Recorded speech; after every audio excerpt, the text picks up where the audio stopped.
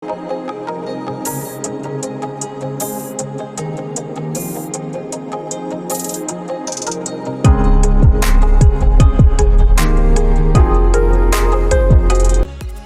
preman yang penasaran, berniat akan membuka topeng Anan. Tapi Anan dengan mudah melumpuhkannya.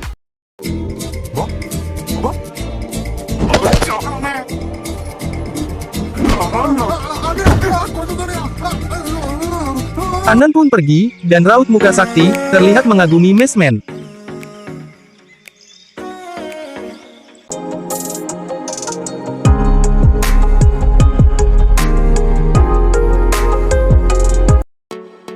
Ketika salah satu polisi yang menangani kasus pencurian itu pulang ke rumahnya, ia didatangi oleh pimpinan pencuri beserta anak buahnya. Polisi itu dianiaya hingga tewas. Rupanya, sekolah kungfu yang mereka gelar selama ini, hanya dijadikan sebagai kedok saja. Lebih dari itu, justru mereka merekrut dan melatih anggotanya, agar mahir dalam melakukan pencurian. Mereka marah, sebab, mereka terpaksa harus menembak kawanannya agar rahasia mereka tidak terbongkar. Pihak kepolisian terus mengusut kasus ini. Dan pada akhirnya, kelompok mereka beserta pimpinannya pun sekarang sudah diketahui oleh pihak kepolisian. Di tengah perjalanan, polisi Gaurav ditelepon oleh Sakti. Sakti memohon kepada ayahnya agar pulang sebentar. Mengingat hari ini adalah hari ulang tahunnya, Pak Gaurav pun memutuskan untuk pulang demi memenuhi permintaan anaknya. Dan di saat bersamaan, Anan meminta izin kepada kakeknya untuk menemui Sakti. Ia berniat akan berterus terang bahwa, dirinya adalah Mesmen. Dan semua itu ia lakukan karena dirinya sangat mencintai Sakti. Kakeknya melarang, namun Anan tetap maksa dan ia pun pergi diantar oleh temannya. Tak lama kemudian, Pak Gaurav pun tiba di rumahnya. Ia melihat kue ulang tahunnya. Selain itu, ia juga melihat balon berbentuk hati. Di saat ia hendak menghampiri balon tersebut, tiba-tiba ia ditembak oleh komplotan pencuri, yang akhir-akhir ini, menargetkan sasarannya kepada pihak kepolisian. Anan yang melihat itu pun berusaha mengambil pistol si penembak. Si penembak pun berhasil kabur. Dan di saat bersamaan, Sakti bersama anak buah Pak Gaurav keluar, dan melihat Anan sedang memegang pistol. Mereka mengira, Ananlah pelaku penembakan itu. Dari sinilah semua kekacauan terjadi. Teman Anan berusaha menangkap si penembak. Namun ia berhasil lolos. Anan dan temannya mencoba untuk kabur. Namun di tengah perjalanan, motor yang mereka kendarai terjatuh, dan teman Anan mengalami kritis. Anan terpaksa meninggalkannya, sebab, ia melihat polisi yang terus berusaha mencarinya. Polisi Gaurav dilarikan ke rumah sakit. Ia mengalami kritis karena penembakan itu. Polisi Badri menghampiri Sakti. Ia menanyakan file yang dibawa oleh polisi Gaurav. Sedangkan Sakti, tidak mengetahui tentang file itu. Polisi bergerak cepat mencari Anan.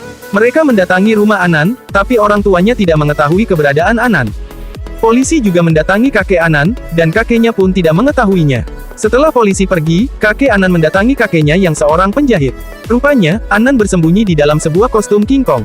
Kakek Anan marah-marah, sebab, Anan tidak nurut kepadanya, yang waktu itu melarangnya untuk pergi. Anan tetap bersih tegang bahwa dirinya tidak bersalah. Di tengah ketegangan itu, Anan melihat berita di televisi bahwa, temannya meninggal di tempat kejadian. Anan pun menangis, ia mengatakan bahwa dirinya tidak bersalah. Kemudian ia pun mengambil kostum Mesmennya, dan berencana akan menghabisi semua komplotan pencuri itu. Kakeknya melarang Anan untuk pergi, tapi Anan tetap memaksa. Alhasil, kakeknya yang mengkhawatirkan keselamatan Anan, berusaha membuat kostum anti peluru. Mereka bekerja sama membuat kostum itu. Dan dengan waktu yang singkat, akhirnya terciptalah sebuah kostum Mesmen.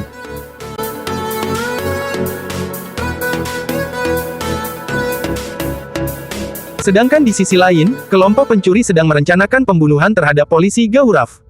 Mereka mendatangi rumah sakit, tempat polisi Gaurav itu dirawat.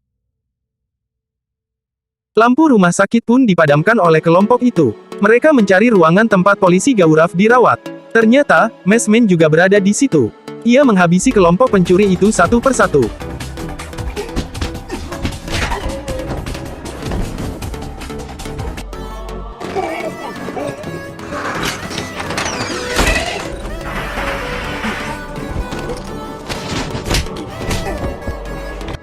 Sebagian dari mereka menemukan ruangan Pak Gaurav.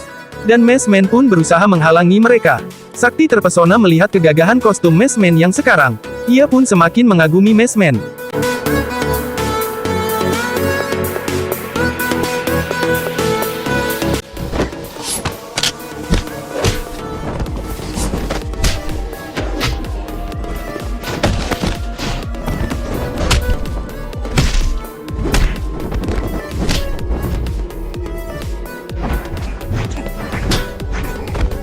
tengah perkelahian itu, lampu rumah sakit pun menyala, dan kelompok pencuri itu pun kabur.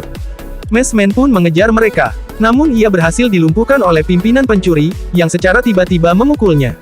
Mereka pun berhasil kabur dan gagal melakukan misinya, untuk membunuh polisi Gaurav. Setelah kejadian itu, Sakti berniat akan pulang. Tiba-tiba salah satu keponakannya, kembali untuk mengambil tas yang ia bawa. Di dalam tas itu terdapat fail yang dibawa oleh polisi Gaurav. Keponakan Sakti menemukan fail itu, ketika kakeknya tertembak. Ia mengambilnya, dan akan diberikannya nanti setelah kakeknya sembuh. Anand terus mengawasi Sakti. Kali ini ia benar-benar ingin memastikan bahwa Sakti baik-baik saja. Anand pun menemui Sakti di rumahnya. Sakti merasa senang atas kedatangan Mesman. Mesman meminta fail yang dibawa oleh Sakti. Sebab, fail itu sangat penting. Di tengah percakapan itu, tiba-tiba polisi Badri datang, dan meminta fail itu. Anand yang sedang bersembunyi, kemudian keluar setelah polisi Badri hendak masuk secara paksa. Anand pun mengambil fail itu, dan membawanya pergi. Kemudian, polisi Badri menelpon seseorang. Ia mengatakan, bahwa fail itu telah dibawa pergi oleh Mesman. Dan ternyata, orang yang ditelepon oleh polisi Badri itu adalah pimpinan kelompok pencuri. Rupanya, selama ini polisi Badri, menjadi duri dalam daging. Pimpinan pencuri itu bertanya, siapa yang selama ini dituduh sebagai penembak polisi Gaurav? Polisi Badri pun menjawab, ia bernama Anand. Orang-orang biasa memanggilnya, Bruce Lee.